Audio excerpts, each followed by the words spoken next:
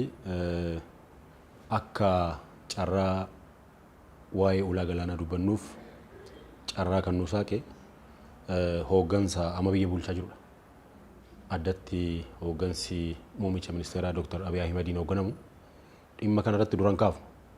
Atis akka gaazexeessituutti miidiyaan kamiyyuu waa'ee kanaa balbala isaa cufatee ture. Namni hunduu sodaatee ture. Amma garuu muummichi ministeeraa ajandaan kun hooggansi amma qabnu ajandaan kun ajandaa biyyaa ta'uusaa barbaachisaa ta'uusaa erga irratti amanee beeksisee booda namni waan yaada isaa keessa jiru garaa isaa keessa jiru kana dubbachuu eegale jechuudha. Kanaaf sagantaan kunis bu'aa isaan achirraa eegalanidha. Kanaaf galata guddaa achirraa ka'uun baay'ee barbaachisaadha. Kana jedhee egaa biyyi kun amaluma isaatiin waa jalqabee injifachuu muuxannoo qaba. Kana yoo ilaalle fakkeenyaaf Adwaa yoo ilaalle injifannoo Adwaa bara dukkanaa keessatti bara meeshaan ammayyaa hin jirre keessatti injifannoo Adwaa uummanni kun biyyi kun weeraramuu hin qabdu jedhee. Kanaaf biyyi kun biyya yeroo hundaa waan eegale xumuree injifachuu amala akkasii qaba. Yoo akka fakkeenyaatti ilaalle injifannoon Adwaa mallattoo gurraachota Afrikaa ta'e Itoophiyaa keessatti kan inni galmaa'e. Yeroo hedduu biyyoota Awurooppaa injifachuun Afrikaa keessatti yeroo hin danda'amne Itoophiyaan waloodhaan tokkummaadhaan injifannoo Adwaa galmeessisee jechuudha. Lammaffaa hidha haaromsaa yoo fudhanne rakkoon adda addaatu jiru. Itoophiyaanonni walitti dhufanii hidha haaromsaa kana mirkaneessanii eebbisaa akkuma namnu argu hunduu eebbifamee Afrikaa irratti mallattoo waa jalqabanii xumuruu lammaffaa ta'ee jira jechuudha. Amma sadaffaa fi inni guddaan lammiileen Itoophiyaa hundi abdiidhaan eegaa jiran kan hooggansi amma qabnu kutannoodhaan kaase dhimma ulaa galaanaati. Kanaaf kana sadan yoo ilaalle erga injifannoon Adwaa milkaa'e erga hidhni haaromsaa milkaa'e ulaan galaanaa waan hin milkaa'uneef hin jiru jechuudha. Maaliif ulaa galaanaa jechuun biyya tokkoof balbala. Biyyi ulaa galaanaa hin qabne akka mana balbala hin qabneeti. Mana kan jechisiisu balbala. Sana qabaachuu isaati malee waan naannee ijaarame qofti mana ta'uu hin danda'u. Akkasumas biyya tokko ulaa galaanaa hin qabdu taanaan waa hedduudhaaf jechuudha biyyoota kaanirraa boodatti haftuu taati. Kana jechuun biyyoonni ulaa galaanaa qaban yeroo dinagdeen isaanii guddatu biyyoonni ulaa galaanaa hin qabne immoo dinagdeen isaanii gadi bu'aadha.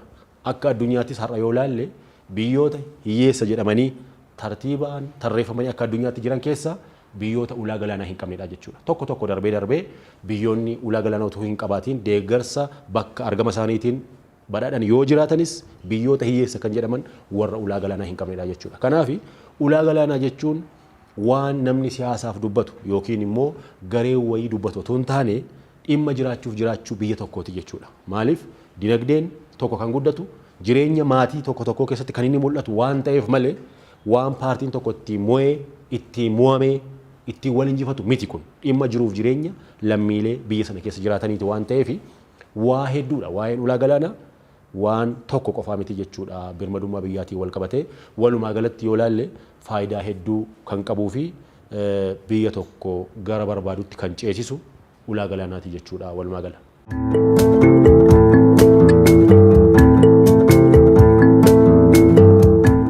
Egaa Itoophiyaan ulaan galaanaa Itoophiyaadhaaf haaraa hin turre. Ulaa galaanaa qabdi turte Itoophiyaan fayyadamaa turte jechuudha. Haa ta'u garuu yeroo Eertiraan biyya taatee baatu dogoggora namoonni yeroo sana turan dhaloota itti aanuuf yaaduu dhabuurraa kan ka'e ulaa galaanaa kana dabarsanii kennaniiru jechuudha. Kana akkuma muummichi ministeeraa paarlaamattis kaasaa turanii yeroo ulaan galaanaa darbee kennamu qaamni seeraa Itoophiyaa bakka bu'ee kenne hin jiru. Paarlaamaan hin kennine. Manni maree ministeerotaa hin kennine. Kaabineen hin kennine. Qaamni seerawaan Itoophiyaa dhaabbanni Itoophiyaa bakka bu'ee waan kana mallatteessee kenne hin jiru. Akkasumattiin maaltu na dhibdeedhaan dabarfamee kan garee muraasaan kennamedha jechuudha. Kun namoonni fi kitaabonni tokko akka kaa'anitti TPLF gara Itoophiyaatti dhufuudhaaf aangoo qabachuudhaaf deeggarsa Eertiraatiin dhufe. Eertiraan leenjisee bobbaasee gara aangootti akka dhufu taasiseera bara sanaa jechuudha. Isaan immoo gara kana dhufanii booda bakka kanaa kan isaan kennanii fi ulaa galaanaa Itoophiyaan akka biyyaatti qabnu qabeenya waloo Itoophiyaa kan ta'e dabarsanii Eertiraadhaaf kennanii jechuudha. Kanaaf dogoggora guddaadha. Tokkoffaa gama seeraatiin dogoggoradha. Biyyi bakka bu'ee qaama kana ulaa galaanaa kenne hin jiru.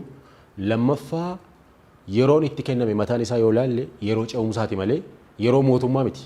Mootummaan kaardiidhaan boordiin filannoo hundeeffamee namni bahee filate hin jiru yeroo sanatti. Mootummaa ce'umsaati. Mootummaa ce'umsaa keessatti filatamuun isaa dhaabbanni Itoophiyaa bakka bu'ee qaamni Itoophiyaa bakka bu'ee dabarsee kennuu dhabuun isaa qabeenyi Itoophiyaa dabarfamee kennamu otoo hin taane saamamuu mul'isa jechuudha. Kanaaf walumaa galatti yoo laalle Itoophiyaan ulaa galaanaa itti fayyadamtu kan qabdu gaafataa jirti. Kan saamamte kan jalaa fudhatame humnaan karaa seera alaatiin kan fudhatame deebisnee gaafachaa jirra malee waan addaa miti akka biyyoota biraa ulaa galaanaa hin qabneetti miti jechuudha. Biyyoota ulaa galaanaa hin qabne warra ulaa galaanaa qaban irraa gaafachuu waanuma jiru biyyoota adda addaa keessatti. Kan Itoophiyaa garuu amaluma isaatiin addadha. Waan ofii qabu qabeenya isaa kaleessatti fayyadamu dhabee jira jechuudha. Kana deebisee gaafataa jira waan ta'eef haala hin taaneen dogoggoraan warra dhaloota bor dhufuuf hin yaannetu dabarsee ulaa galaanaa haala hin taaneen dabarsee kenne waan ta'eef dogoggoraa jechuudha. Adeemsi ittiin kennames hundumti isaayyuu karaa dogoggoraatiin waan ta'eef kana deebiseetu gaafataa jira jechuudha. Dhaloonni amma jiru hooggansi amma qabnu deebisnee argachuu qabna jedhee gaafataa jira. Gaaffichi immoo gaaffii sirriidha. Gaaffii sirrii ta'uusaa immoo kan agartu tokkoffaa lammiin biyya keenyaa hundumtuu waan kun sirriidha jedhee fudhateera. Lammaffaa hooggansi mootummaa nama biyya bulchu ajandaa mootummaa ajandaa biyyaa taasisee fudhatee jira.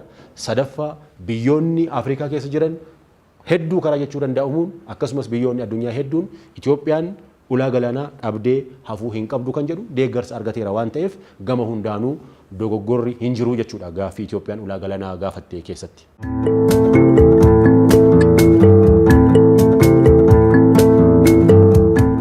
Tokkoffaa Itoophiyaan ulaa galaanaa argachuun biyya miidhu tokkoyyuu hin qabu. Maaliif fakkeenyaaf akka fakkeenyaatti yoo kaasne Itoophiyaan hidha haaromsaa xumuruun nu miidhaa warra jedhanii dubbataa turan. Itoophiyaan ulaa galaanaa argachuun garuu isaan hin miidhu. Inumaa humni ibsaa Itoophiyaa keessatti qofa otoo hin taane biyyoonni adda addaa kireeffataa jiru jechuudha har'a. Kanaaf humna ibsaa kana Itoophiyaan qofa fayyadamaa hin jirtu.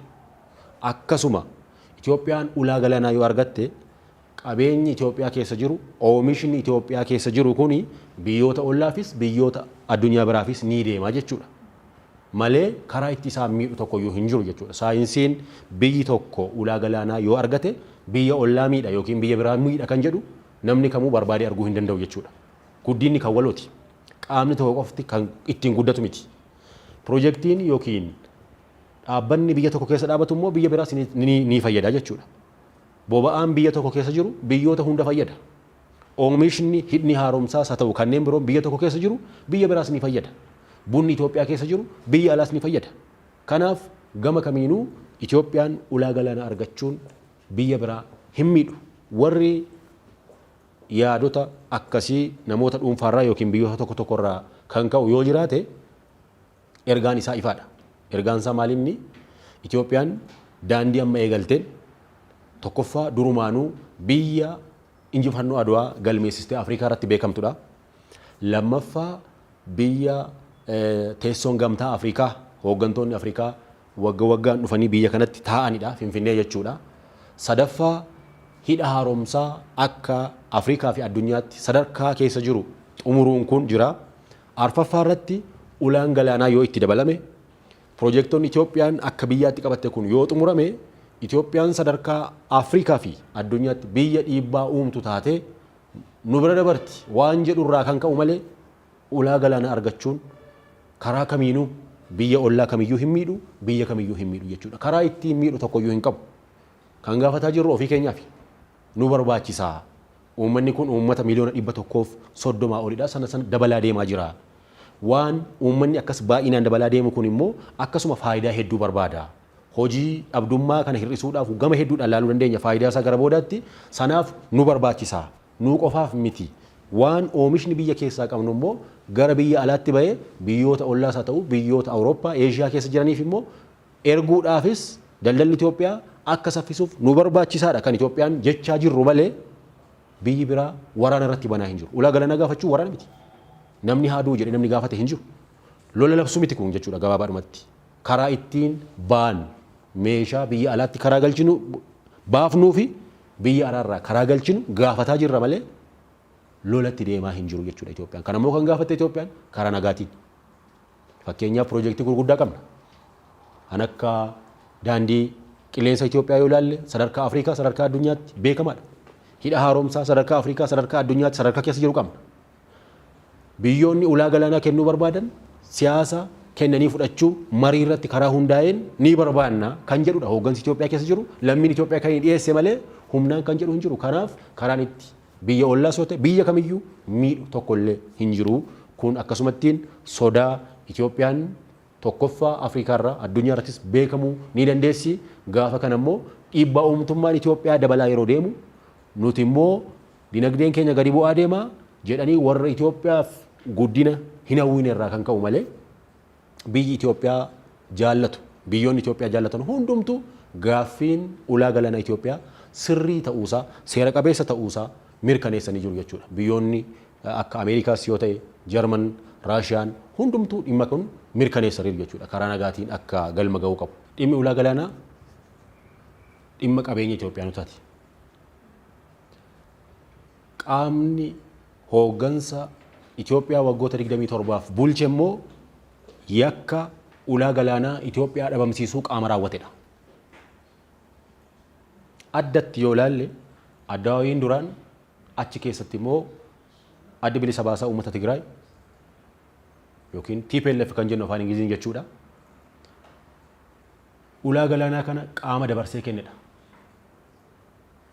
Itoophiyaa ulaa galaanaa malee hambisuu jechuudha.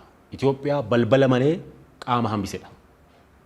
Qaamni kun ofiif yakka raawwatee deebisee hamilee ittiin mooraalii ittiin deebisee gaafatu hin qabu jechuudha. Waa'ee ulaa galaanaa dubbachuun akka yakkaatti ilaalama. Namni waa'ee ulaa galaanaa kaase ulaa galaanaa salphaadha, shaqaxadha, iddoo barbaannee bitachuu dandeenya jedhanii hooggansa deebisu turan jechuudha. Hooggansa duraan turan.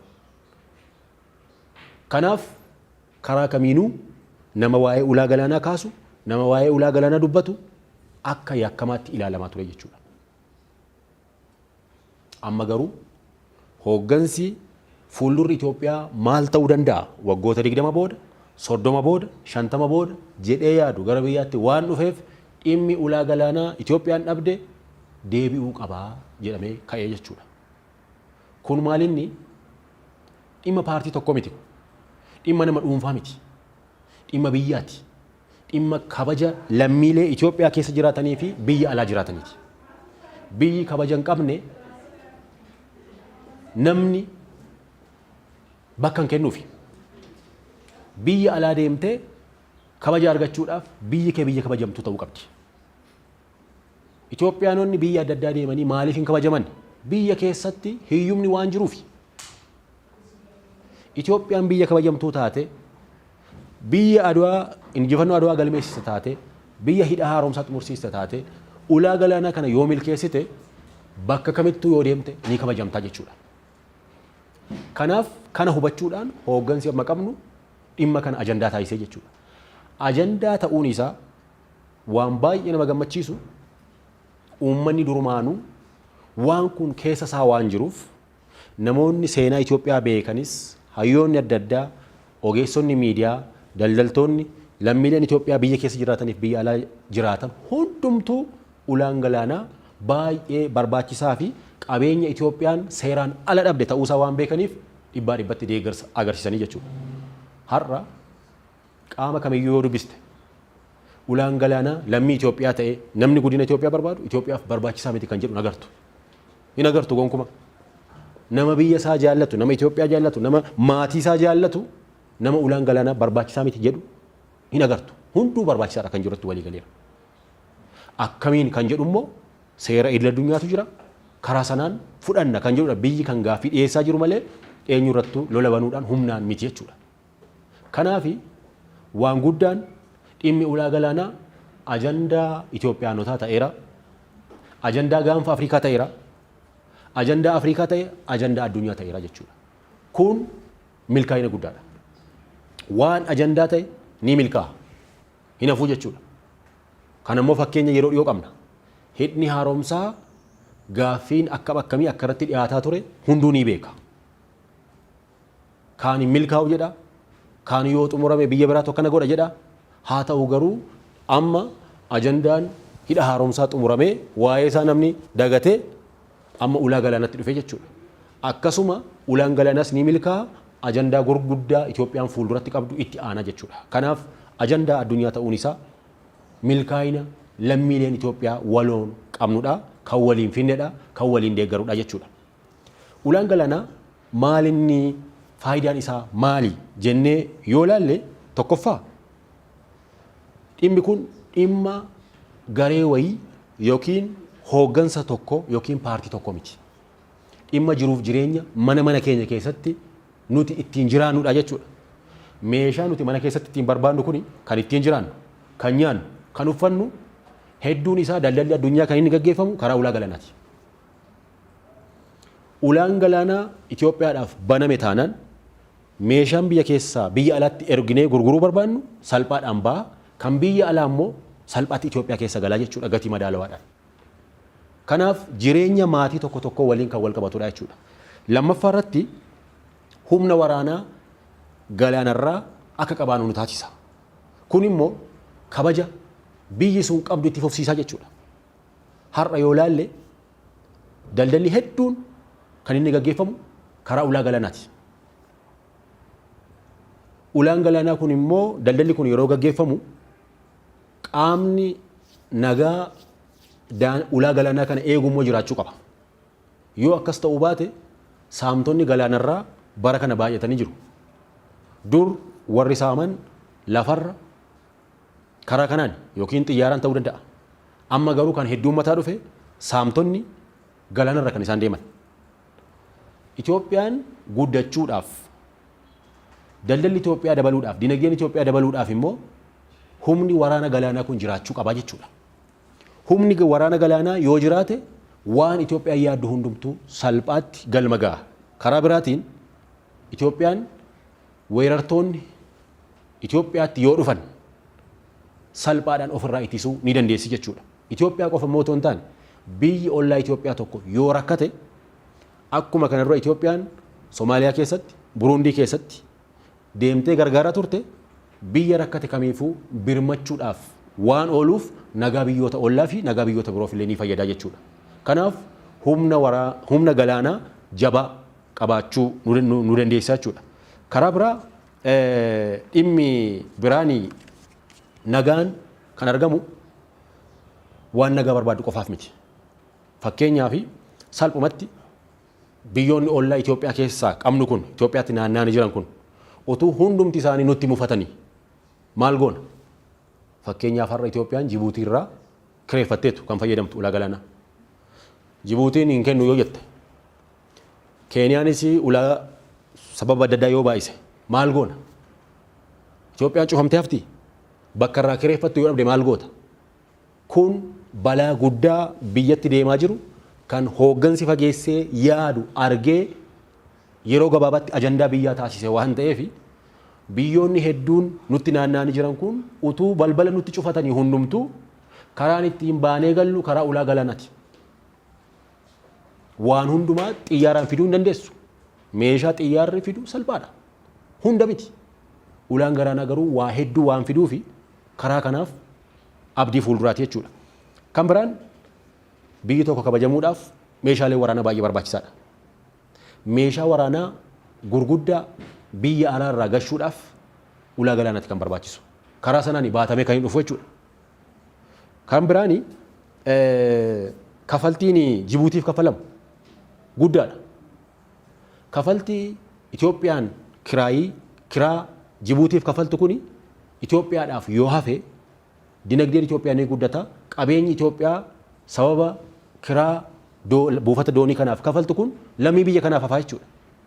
Kun faayidaa guddaa ni qabaataa jechuudha. Karaa biraa warshaalee hedduun Itoophiyaatti ni dhufu jechuudha. Amma investoroonni hedduun abbootiin qabeenyaa hedduun Itoophiyaan tokkoffaa humna ibsaa qabdi. Hidhni haaromsaa waan xumurameef. Lammaffaa meeshaa hedduu dhufnee Itoophiyaa keessatti yoo oomishne yeroo hundaa tokkof karaa Jibuutiitiin baasuun baasii itti dabala. Lammaffaa xiyyaara fayyadamuudhaaf baasiin xiyyaaraas haa ta'u hammi meeshaa xiyyaarri fe'uu xiqqaadha. Akka ulaagaa tokkotti maal barbaadu kan isaan barbaadan ulaa galaanaati jechuudha. Humni ibsaa jiraate ulaan galaanaa yoo itti dabalame investoroonni hedduun warshaaleen hedduun Itoophiyaa keessatti ni dabala jechuudha. Kan biraan akka rakkootti kan qabnu hojii dhabdummaadha. Hojii dhabdummaan ulaan galaanaa banamuutiin ni hir'ata. Maaliif buufanni doonii sun naannoo sanatti jechuudha hojii hedduutu uumama. Meeshaalee buusuu, meeshaalee yaabsisuun ofiifuu naannoo biyya tokko fakkaata naannoon sun jechuudha. Kanaaf Itoophiyaanota hedduudhaaf hojii banaa kun immoo rakkoo har'a keessa jirru furmaata nuu ta'a jechuudha. Kan biraan hariiroo Itoophiyaan biyyoota adda addaa waliin qabdu immoo ni cimsaa jechuudha. Oomisha biyya keessaa qabnu biyyoota adda addaatti erguudhaan jechuudha. Karaa baay'inaan ariitiidhaan jechuudha. Karaa kanaan hariiroo Itoophiyaan biyyoota adda addaa wajjin qabdu ni dabala. Karaa biraatiin humni waraanaa galaanaa Itoophiyaa kun yoo jabaate immoo Itoophiyaan salphaatti biyyoota humna waraanaa galaanarraa qaban waliin hariiroo yoo uumte guddummaa fi kabajni Itoophiyaa ni dabala jechuudha. Dhimma hariiroo haala waliinis kan wal qabatudha jechuudha.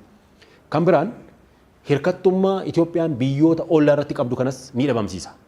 Hamma yoomiitti biyyoota ollaa irratti hirkataa hafna. Akkan jalqaba kaase yeroo tokko yoo isaan mufatan yoo didan Itoophiyaan eessaan meeshaa galchiti. Eessaan oomisha biyya keessaa baasti. Kanaaf hirkattummaa nuti biyyoota ollaa irratti qabnu ni hambisa jechuudha. Kana qofa otoo hin taane turizimiin Itoophiyaa daran ni dabala jechuudha. Akkuma nuti hundi beeknu Itoophiyaa keessatti bakki hedduun jijjiiramaa jira. Itoophiyaa keessatti duraan namoonni bakki daawwatamu kaaba qofa yookiin kallattii tokko qofa jedhanii kan isaan murteessan har'a bakki Itoophiyaa keessaa daawwatamu qabeenyi Itoophiyaanota hedduudha. Kallattii arfaniin yoo deemte waan irraa barattu waan agartus jira kan jedhu amma mul'atee jira jechuudha. Keessumaa waggoota 7 kana keessatti. Kun namoonni hedduun biyya alaarraa akka isaan salphaatti akka geejibaattis waan fayyaduuf dhufanii Itoophiyaa daawwatan taasisa. Daawwannaa kanarraa immoo galii hedduutu argamaa jechuudha. Kanaaf gama turizimiitis faayidaa guddaa qaba. Kana qofaa miti biyyoonni ulaa galaanaa qaban oomisha qurxummii hedduu qabu. Akkuma biyyoonni hidha haaromsaa qaban oomisha qurxummii qaban. Akkuma Itoophiyaan amma hidha haaromsaa irratti oomisha qurxummii eegalte biyyoonni ulaa galaanaa qaban qarqara galaanaa waan jiraniif qurxummii hedduu oomishuu danda'u jechuudha. Kun tokkoffaa hojii dhabdummaa hir'isa. Lammaffaa akka nyaataatti fayyada. Sadaffaa alergeedha. Biyyoota qurxummiin hin jirretti ergite irraa galii adda addaa argatta. Gama kanaanis faayidaa guddaa ni qabaata jechuudha. Kan biraan Itoophiyaan dhiibbaa uumtummaa inni addunyaa irratti qabu. Beekamtii Itoophiyaan addunyaa irratti qabu.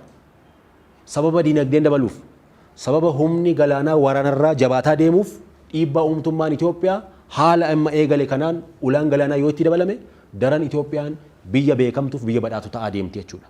Kun kabaja wajjin wal qabata jechuudha. Kabaja lammiileeti. Biyyi diinagdee hin qabne hin kabajamu. Diinagdeen jiraachuuf immoo hojii amma Itoophiyaan eegaltee fi ulaan galaanaa baay'ee barbaachisaadha. Kun hundi walitti ida'ame birmadummaa biyyaa wajjin waliin ilaalle kabaja lammiilee waliin ilaalle haalli amma itti Itoophiyaan ulaa galaanaa ajandaa taasiste kun yeroo isaa kan eeggate haqa Itoophiyaanotaa kan mirkaneessuu fi gaaffii sirrii ta'uu isaatii jechuudha walumaa galatti.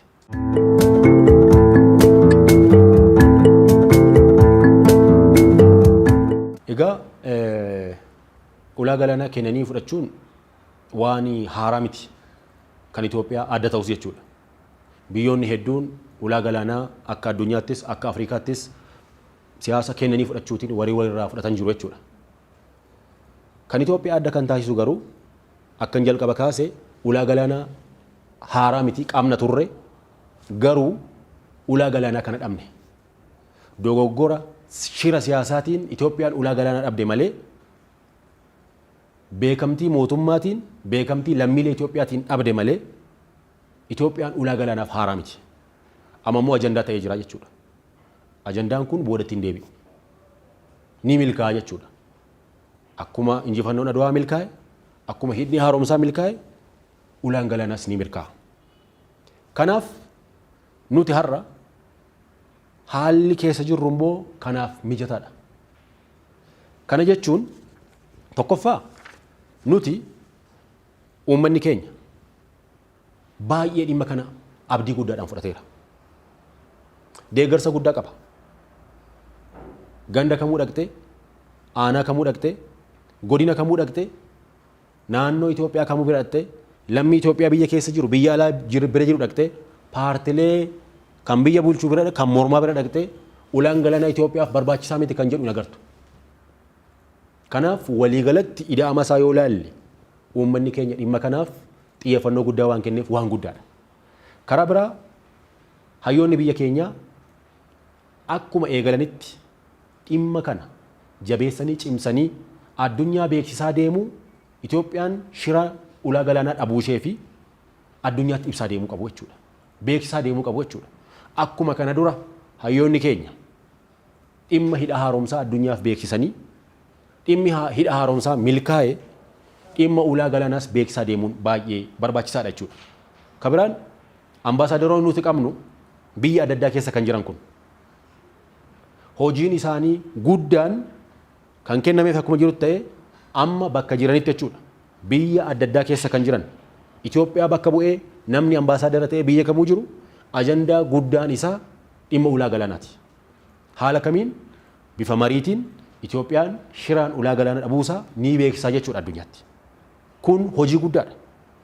Karaa biraatiin paartileen siyaasaa dhimmi kun dhimma paartiin tokko injifachuu, mo'amuu, kufuu wajjin waliin qabatu. Dhimma kabaja birmadummaa biyyaati. Dhimma hiyyuma keessaa bahu wajjin waa wal qabatudha jechuudha dhimmi ulaa galaanaa. Kanaaf dhaabbilee amantaa haa jennu, paartilee siyaasaa haa jennu, dhaabbilee hawaasa siivilii haa jennu, dhaabbileen kamiyyuu dhimmi Itoophiyaa nagalcha jedhanii maqaa Itoophiyaatiin hundaa'an kamiyyuu jechuudha dhimma ulaa galaanaa kana akka barbaachisummaa guddaa irraa qabnutti dhiyeessu tura jiraata jechuudha. Kan biraan diyaaspooraan lammiileen Itoophiyaa haala adda addaatiin biyya adda addaa keessa jiran kun immoo dhimmi ulaa galaanaa dhimma waloo keenyaati. Bor lammiin Itoophiyaadhaa biyya biraa deeme achitti nafu yookiin dubbisuuf biyyatti deebi'a yookiin biyyi sun waan ta'uufii dinnaan deebi'ee gara maatiitti deebi'uunsaa waan hin oolle. Namni kamuu biyya jibbee biyya isaarraa hin hafu. Biyyi itti deeman biyya isaanii ta'ee yeroodhaaf malee seeraaf malee biyya itti dhalatan hin ta'uufi. Akka biyya isaanii hin ta'uufi. Warrumti Itoophiyaarraa deemanii daa'imni achitti dhalatanii maatiin koo Itoophiyaadha jedhanii himatu malee maatii isaanii biyya sanatti hin himatanii jechuudha. Lammii Itoophiyaa ta'uu isaanii waan ittiin boonanii fi Itoophiyaan guddina keessa waan jirtuuf dhimma ulaa galaanaa kanaaf xiyyeeffannoo kennanii hojjechuutu irra jiraata jechuudha. Kana qofaa miti miidiyaaleen qabnu kan biyya keessaa jechuudha. Piraayim miidiyaa dabalatee miidiyaaleen dhuunfaa, miidiyaaleen mootummaa, yuutubaroon, tiktokoriin namni kamiyyuu kan fayyadamu dhimma ulaa galaanaa kana karaa adda addaatiin jechuudha ajandaa biyyaa taasisuutu irra jiraata jechuudha. Faayidaan isaa kan waloo waan ta'eef jechuudha. Mootummaan immoo akka amma eegale kanatti jabina mul'ataa fi yaada guddaa eegaleen fuulduratti tarkaanfatee dhimma ulaa galaanaa kana galmaan ga'uutu irraa eegama. Addatti uummanni keenya immoo waan ni hubata jedhee anis yaadu dhimmi ulaa galaanaa kun yeroo dhabnus yeroo tokkoon hin dhabne. Adeemsa yeroo dheeraati. Lolli sun gaggeeffamee Eertiraan yeroo cittu ulaa galaanaa shiraan fudhatteetu kan deemte. Sana booda turtii waggoota 30 booda dhimmi ulaa galaanaa ka'e. Namoonni tokko tokko torban tokkotti milkaa'a kan jedhus sirrii miti. Namoonni hedduu yeroo dheeraa booda milkaa'a warri jedhanis sirrii miti. Namoonni hin milkaa'u jedhanis sirrii miti. Yeroo isaatti ajandaa ta'eera. Yeroo gabaabaattis ni milkaa'a. Wanti nurraa eegamu akkuma kaleessa hidhni haaromsaa hin xumuramu jedhamu xumurame ulaan galaanaas hin ta'utu jedhanii ni ta'a waan ta'eef namni hundumtuu yeroo isaatti waan ta'uuf deeggarsa isaa cimsuutu irra jiraata. Kanaaf nuti har'a maal qabna? Haala mijataa qabna waan kanaaf immoo. Akkasumatti dhimma gaaffii ulaa galaanaa dhimmoota adda addaa yoo kaasnu Itoophiyaan maal qabna carraa akkamii qabna har'a yoo jenne ilaalle inni tokkoffaa biyyi kun biyya abdii guddaa qabdudha. Biyya dukkanatti deemaa jirtu otoo hin taane biyya ifatti deemaa jirtudha. Dukkana keessaa rakkina keessaa gara ifaatti biyya deemaa jirtudha jechuudha. Kun abdii tokko. Abdii tokko. Lammaffaan biyyi kun akkan jalqaba sii kaase yeroo hundumaa keessoodhaan wal mormii yaadaa xixiqqaa haa qabaatu malee dhimma waloo biyyaa irratti immoo tokkummaadhaan hirmaata yeroo hundumaa. Har'a yeroo teknooloojiin jiruu fi namni salphaatti wal dammaqsu haafuuti.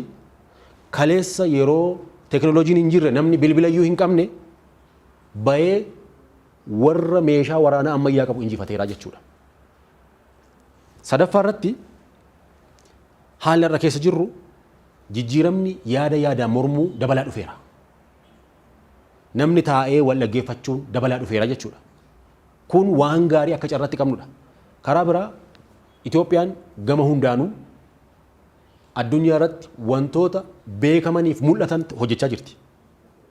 Fakkeenya yoo ilaalle namni akka salphaatti ilaaluu danda'a. Biqiltuun Itoophiyaa keessatti dhaabachaa jiru waan salphaa miti. Biyyoonni hedduun gaafa ho'iitti hammaatu biyya biraatti baqachaa gaafa ho'i tasgabbaa'u biyyatti deebi'aa warri waqtiidhaan jiraatan jiru biyya isaanii keessa. Itoophiyaan garuu biyya haala qilleensa mijataa qabdudha. Haala rakkoowwan tureen immoo mukeewwan hedduun ciramanii turanii har'a ashaara magariisaa jedhamee waggaa waggaatti biqiltuun dhaabatu kun abdii guddaadha. Karaa biraa Itoophiyaan ulaa galaanaa irratti hidha haaromsaa irratti boba'aa alaa galchuun akka dhaabatuuf warshaa xaa'oo Itoophiyaa keessatti eegaluuf deemuun kun carraa guddaadha. Piroojeektoonni gurguddaan daandiin saffisaa Itoophiyaa keessatti yaadamee hin beekne kan amma bakka muraasa jechuudha asii ka'ee hamma Adaamaa, Finfinnee Adaamaa, Finfinnee Moojoo Hawaasaa fi bakka tokko tokko qofa ture amma karoora guddaadhaan jechuudha daandii dheeraa deemu Finfinnee irraa hanga Naqamtee, Finfinnee hanga Jimmaa, Finfinnee hanga Dassee, Finfinnee hanga Damarmaa qabsitti immoo daandii saffisaa ijaaruuf Itoophiyaan. Kun kutannoo guddaadha. Daandiin baaburaa warshaalee fi biyyoota alaa wajjin wal quunnamsiisu Itoophiyaa keessatti humna Itoophiyaatiin beekumsa Itoophiyaatiin eegalee jira.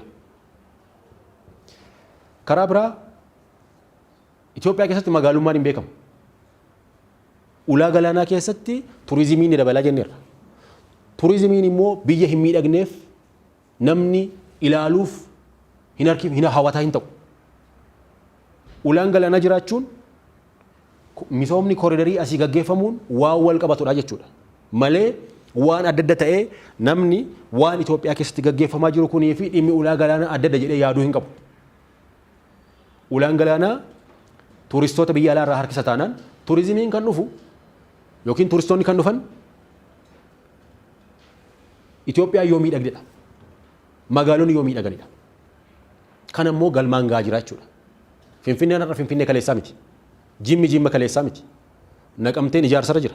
Magaalonni hedduun jechuudha kallattii arfaniinuu jijjiirama gaarii keessa jiru. Paarkiiwwan hedduun ijaaramaa jiru. Kun haala mijataa amma qabnudha jechuudha. Kan biraan hirmaannaan uummataa fi teessumni lookeeshiniin yookiin haalli teessuma lafaa Itoophiyaa Afrikaa irratti biyya guddachuufis dhiibbaa uumuufis baay'ee mijataa ta'edha jechuudha.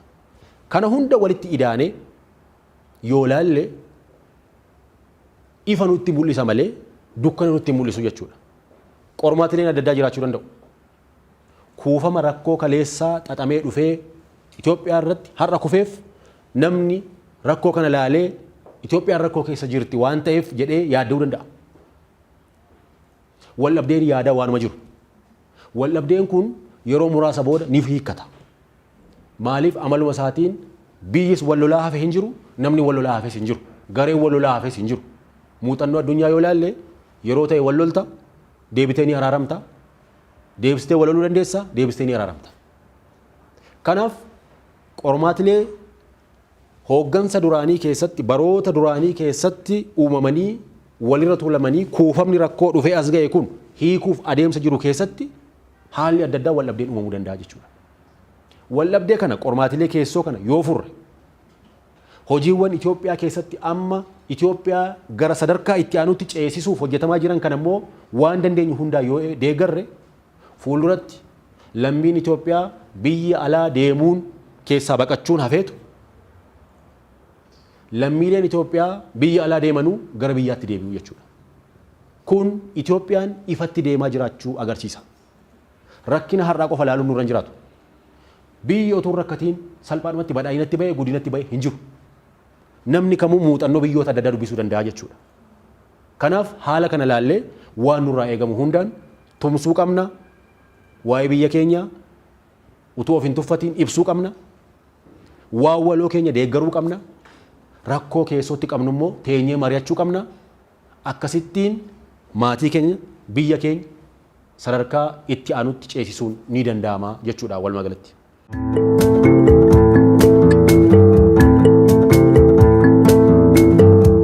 Tokkoffaa biyyi qormaataan alaa hin jiru. Qormaata yoo jennu amma danqaan biyya kamuu yoo dhaqxe danqaan jira, qormaan jira. Biyyi qormaan irra hin jirre hin jiru. Itoophiyaa qofa miti kan danqaa yookiin rakkoo qaba jennee dubbannu. Biyya kamuu yoo dhaqxe danqaa wayii agarta, rakkoo wayii agarta. Kanaaf kun waan biyya hundumaa jiru malee Itoophiyaa qofa jennee ilaaluu hin dandeenyu. Gama biyya keenyaatti yoo deebinu garuu Itoophiyaan akkan jalqaba kaase dhimma waloo irratti tokko ta'ee injifachuudhaan beekama. Dhimma keessoo yeroo hedduu sababa rakkoo hedduun gangalataa dhufee kuufama rakkoo waan qabnuuf yaadaan wal dhabuun immoo jira. Yaadaan wal dhabnus dhimma biyyaa garuu faayidaa biyyaa garuu dabarsinee yeroo itti kennine hin jiru. Faayidaan biyyaa dabarfamee kenname inni guddaan yeroo addawaayii keessatti kan raawwate gareen mootummaa bakka bu'ee hin murteessin kan shirame dhimma ulaa galaanaati. Kana darbee lammiin biyya keenya qormaatilee keessoodhaan qabnu taa'anii mari'achuu dhabuun wantoonni akkasii kun ni jira. Isa kana qaamni biraan biyyi biraan dhufee teessisee biyya keessatti si araarsu hin jiru. Aadaa qabna, safuu qabna. Namni biyya keenyaa hedduun isaa nama waaqatti amanu taa'ee maalirratti wal dhabne akkamitti hiikkachuu qabna jedhee mari'achuu qaba. Kun immoo eessaa eegala? Maatii irraa eegala jechuudha. Maatii isaa irratti namni jalqaba maatii ofii gorfachuu qaba. Amala gaarii, naamusa gaarii, nagaa dursuu, nama kabajuu, safuu biyyaa kan jedhu mana keessaa eegala jechuudha. Itti aansee bakka jiraannu, naannawaa jiraannu, aanaa ganda keessatti, aanaa keessatti, godina sana keessatti, magaalaa sana keessattis nagaan akka jiraatu waliin mari'achuu dubbachuun baay'ee barbaachisaadha. Akka biyyaatti immoo humnoonni hidhatanii socho'anis ni jiru. Humnoonni hidhatanii socho'an kun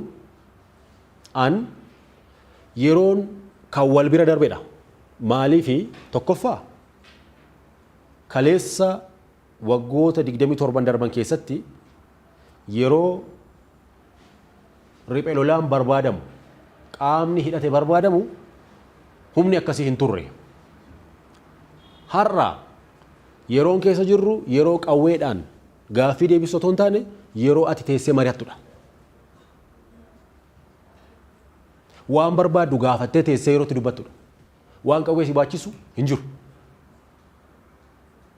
Yeroo akkasii keessatti meeshaa baattee Oromiyaa keessas ta'u, Tigraay keessas ta'u, naannoo Amaaraas ta'u qawweedhaan aangoo argachuuf deemuun gaaga'amni isaa gaaga'ama inni rakkoo inni uummata irratti fidu hedduudha. Har'a yoo ilaalle waggaa 7 kana 5 kana 6 kana keessa yoo ilaalle maal buuse faayidaa maalii buuse? Du'a namaa, saamamuu namaa irraa kan hafe, namni rakkatee mana isaarra jiraachuu dhabuu irraa kan hafe, waraanni amma gaggeessame kun Oromiyaa keessattis naannoo Amaaraas naannoo Tigraayis yoo ilaalle bu'aa tokkollee waan fide hin qabu. Tokko miidhaan isaa garuu kitaaba tokko ta'a. Miidhaan maatii tokko irra ga'e utuu barreeffamee kitaaba tokko ta'a. Ta'uu kana lammaffaa qaamni qawweedhaan humnaan fonqolchaan aangoo qabatu immoo dimokiraasii siin fidu. Maaliif sammuun isaa qawwee yaada. Biyyuma kamittuu yoo ta'e immoo fonqolchaan dhufee dimokiraasii naa fida jettee yaaduu dandeessu. Amalli akkasii hin jiru. Muuxannoo salphaa yoo fudhanne TPLF qawween dhufee humnaan fonqolchamee Tigraayitti gale. Fagoon dandhuu jechuudha. Biyyoonni biraanis kanuma.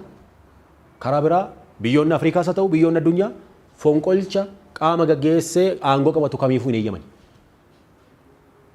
Kana teenyee mari'atu nurra jiraata jechuudha. Yeroon kun yeroo itti gaaffii Oromoos haa ta'u gaaffii Itoophiyaa qawween deebisnu miti. Yeroo itti mari'attee teessee waan barbaaddu argattudha jechuudha. Kana jechuun gaaffii hin qabnu jechaan jiran.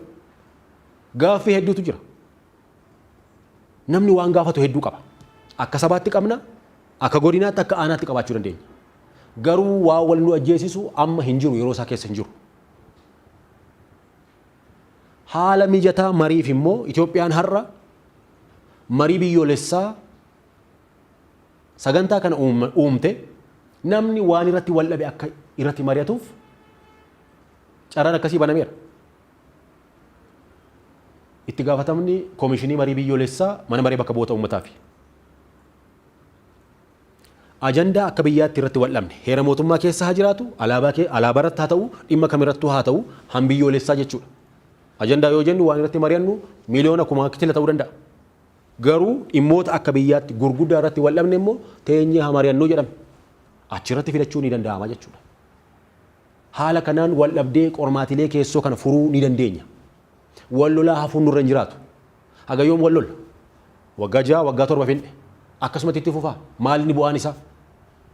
Kun maatii keenya ni fayyada moo hin fayyadu jennee teenyee ilaaluu qabna. Gaaffiin hin jiru jechaan jiruun gaaffiin hedduudha kan jiru. Garuu waan lubbuu baasisee wal bira madaaluutu nurra jiraata jechuudha. Gaaffii afaanii jettee amma namni du'uu qaba. Gaaffii afaan Oromootiif kaleessa gaaffii afaan Oromootiif Oromoon aarsaa kafalee har'a immoo deebi'ee gaaffii afaanuuf isumaaf du'aa deebi'ee waggaa 60 guutu. Gaaffii Finfinnee kaasuudhaaf kaleessas du'ee har'as du'a. Gaaffii Direedawaa gaafachuudhaaf kaleessas du'ee har'as du'a. Tokko miti haalli siyaasaa keessa jiru. Kaleessa qaama cunqursaa Oromoo irraan ga'utu ture. Akka Oromootti yoo ilaalle jechuudha. Har'a qaamni gurmaa'ee Oromoo cunqursuuf mootummaa akkasii hin qabnu har'a. Mootummichumtuu mootummaa Oromoon injifatee fide waan ta'eef qaama cunqursee qawweedhaan irraa deemsistuu hin qabdu har'a. Kanaaf keessoodhaan qormaatilee akkasii teessee mari'attee safuudhaan aadaadhaan xumuruutu nurra jiraata. Qormaatileen alaa immoo warra guddina Itoophiyaan yoo guddatte nu caalte jedhanii sodaatan biyyoota 2-3 hin caalirraa kan dhufudha jechuudha. Isaan kun sodaatanis dhiisanis guddinni Itoophiyaa waan daandii irra jirudha. Haa ta'u Itoophiyaan kan keessoo ishees furachuu qabdi. Qormaatilee biyyoota biroo waliin qabdus mariidhaan furuutu irra jiraata.